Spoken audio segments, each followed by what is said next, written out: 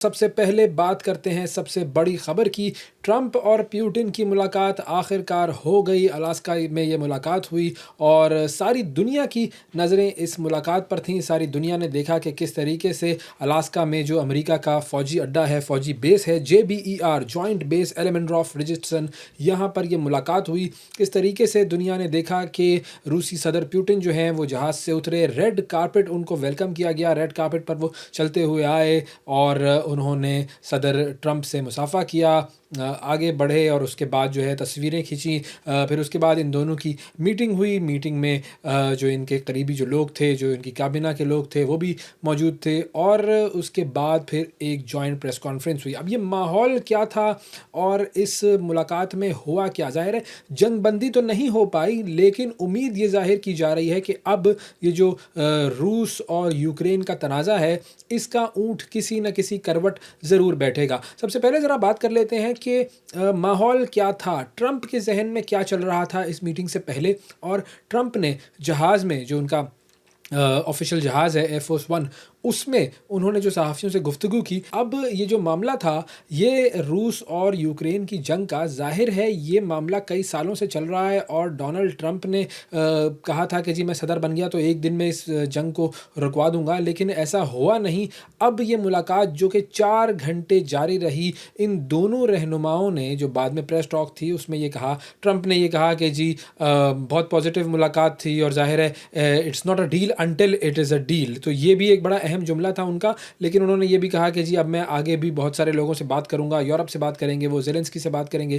Trump ने ये बातें की। लेकिन दूसरी तरफ प्यूटिन की अगर हम बात करें तो प्यूटिन ने एक बात की, वो ये कि जो रूट कॉज है इस मसले का, उसकी तरफ हमें ज़रूर देखना पड़ेगा। अब ज़रा इसी मामले को आगे बढ़ाते हैं। अक़वाम मुत्तहिदा ने इजराइल और रूस दोनों को मुतनब्बे किया है। दोनों के हवाले से उन्होंने ये बयान जारी किया है कि उनकी अफवाज को जंगी तनाज़ात में जो जिनसी जराइम हैं, जिनसी जराइम में मुलव्विस होने वाली जमातों में शामिल किया जा सकता है। इन दोनों अफवाज पर इल्ज़ाम ये है कि ये दोनों अफवाज जो हैं ये जुल्म और सितम तो करती ही हैं, लेकिन अपने जराइम में ये जिनसी जराइम को भी शामिल कर देती हैं। और इसकी बहुत सारी ऐसी मिसालें हैं जो कि IDF यानी कि जो इजरायली फोर्सेस हैं उनके हवाले से तो सामने आती ही रहती हैं। जो सेक्रेटरी जनरल हैं यूनाइटेड नेशंस के, एंटोनियो गुतेरेस, उनकी रिपोर्ट के मुताबिक दोनों ममालिक ऐसे हैं कि इन दोनों के ख़िलाफ़ काबिल एतबार शवाहिद मौजूद हैं कि ये दोनों फोर्सेस जो हैं, इन दोनों की जो फ़ौजें हैं, ये जिनसी जराइम में मुलव्विस हैं और लोगों पर जिनसी तशद्दुद करती हैं। अब जो जिनसी तशद्दुद है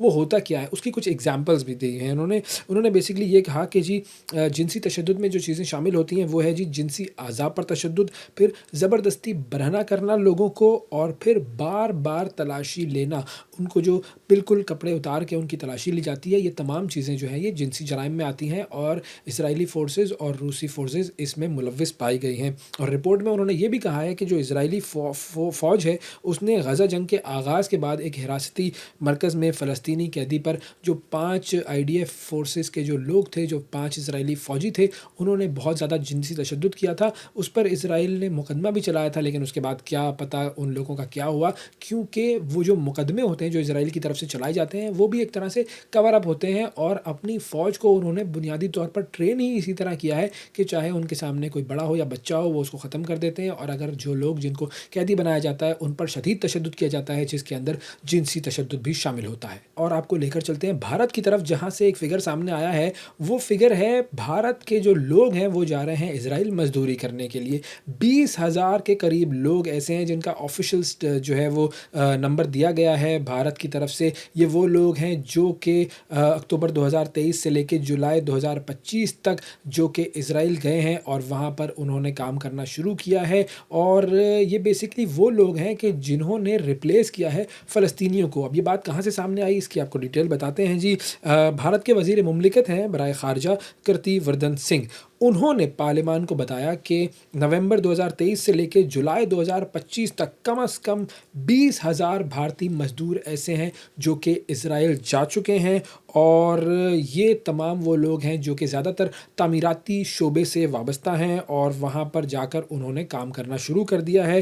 اب یہ بیسیکلی سب سے زیادہ جامع تفصیلات ہیں جو کہ اسرائیل کی طرف جانے والے بھارتی مزدوروں کے حوالے سے سامنے آئی ہیں۔ اس سے بڑا نمبر اور اس سے زیادہ اوتھینٹک نمبر ابھی تک سامنے نہیں آیا تھا۔ بیسیکلی ہوا یہ تھا کہ فلسطینی مزدور جو ہیں ان کے ورک پرمٹ جو ہے وہ منسوخ کر دیے گئے تھے اسرائیل کی طرف سے۔ 70,000 کے قریب ایسے لوگ تھے فلسطین کے جن کے ورک پرمٹس کو منسوخ کر دیا گیا تھا اسرائیل کی طرف سے، اور اس کے بعد جو اسرائیلی جو کنسٹرکشن کمپنیز ہیں انہوں نے کہا کہ اب ہمارے پاس مزدوروں کی شارٹیج ہے، تو پھر اسرائیلی گورنمنٹ جو ہے اس نے جب آفیشلی یہ اعلان کیا کہ اب مزدوروں کی قلت ہے ہمارے ملک میں، تو پھر بھارت جو ہے وہ سامنے آیا۔ اور چونکہ بھارت اور اسرائیل کا ویسے بھی ایک بہت ہی دیرینہ رشتہ ہے، ایک گٹھ جوڑ ہے ان کا، ایک دوسرے کو وہ بڑا سپورٹ کرتے ہیں، تو اس حوالے سے پھر بھارت کے جو مزدور ہیں اب وہ اسرائیل جا رہے ہیں اور اسرائیل جا کر وہاں پر کام کر رہے ہیں۔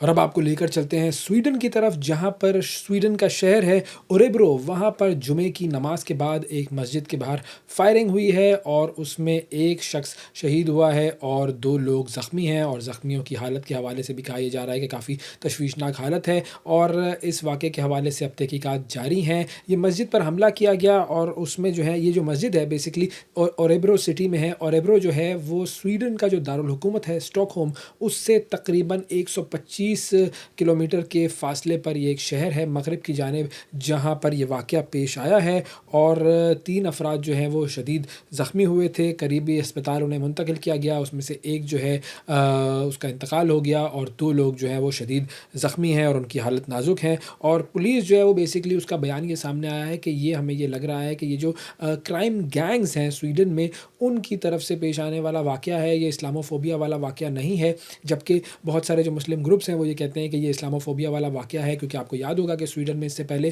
قرآن کو جلانے کے بھی واقعات پیش آئے تھے، بڑے مذموم واقعات تھے یہ، اور کافی زیادہ یہ واقعات وہاں پر ہو رہے تھے، اور اب یہ واقعہ سامنے آیا ہے۔ اب جب اس کی مزید تحقیق ہوگی تو پتہ چلے گا کہ اصل معاملہ کیا ہے۔ آگے بڑھتے ہیں اور یو اے ای کی طرف جاتے ہیں۔ عجمان کو دنیا کا دوسرا محفوظ ترین شہر قرار دے دیا گیا ہے ایک رپورٹ میں۔ اب یہ رینکنگ کیا ہے، یہ رپورٹ کیا ہے، اس حوالے سے ہم بات کرتے ہیں۔ علی حیدر بھٹا صاحب ہمارے نمائندے یو اے ای سے ہمیں جوائن کر رہے ہیں۔ جی علی، بتائیے گا عجمان جو ہے وہ 2nd نمبر پر آیا ہے سیفسٹ سٹیز کے حوالے سے، کیا تفصیل ہے؟ جی اویس، سچویشن اس طرح سے ہے کہ اس وقت میں موجود ہوں عجمان میں، اور عجمان کے لیے بہت اچھی خبر یہ ہے کہ عجمان کو اس وقت جو نمبیو کا سروے ہے اس کے مطابق دنیا کا 2nd بیسٹ اور سیفسٹ سٹی قرار دے دیا گیا ہے۔ یو اے ای کو یہ خاصا حاصل ہے کہ دنیا کے 10 جو سیفسٹ سٹیز ڈکلیئر کیے گئے ان میں سے یو اے ای کی 5 ریاستیں شامل ہیں، جس میں ابوظہبی جو ہے ایک بار پھر نمبیو کی رپورٹ میں ٹاپ پہ آیا ہے۔ اور اس کے علاوہ ابوظہبی کے علاوہ دبئی، راس الخیمہ اور شارجہ اور عجمان، ابوظہبی، یہ 5 ریاستیں موجود ہیں جن کو دنیا کے ٹاپ 10 سیفسٹ سٹی قرار دیا گیا۔ یعنی اگر آپ دیکھیں کہ دنیا کے باقی تمام شہروں میں سے 5 شہر اور صرف یو اے ای کے جو 5 ریاستیں ہیں وہ دنیا کے ٹاپ 10 جو ہیں وہ سیفسٹ سٹیز کے اندر ان کا شمار کیا گیا۔ نمبیو کے بارے میں اگر آپ کو میں تھوڑا سا بتا دوں تو نمبیو کے جو پیرامیٹرز ہیں کسی بھی شہر کی سیفٹی کے حوالے سے، اس میں سب سے زیادہ جو کنزیومرز ہیں یا جو وہاں پہ رہنے والے لوگ ہیں ان سے سروے کیا جاتا ہے اور ان سے پوچھا جاتا ہے کہ پولیس کے حوالے سے یا کرائم رپورٹس کے حوالے سے آپ کی کیا پرسیپشن ہے۔ تو اس حوالے سے یو اے ای ایک بار پھر نمبیو کی رپورٹس میں ٹاپ کر رہا ہے، کیونکہ یہاں کے سٹیزنز، یہاں کے رہنے والے، یہاں کے ریزیڈنٹس دنیا میں سب سے زیادہ سیف فیل کر رہے ہیں۔ جی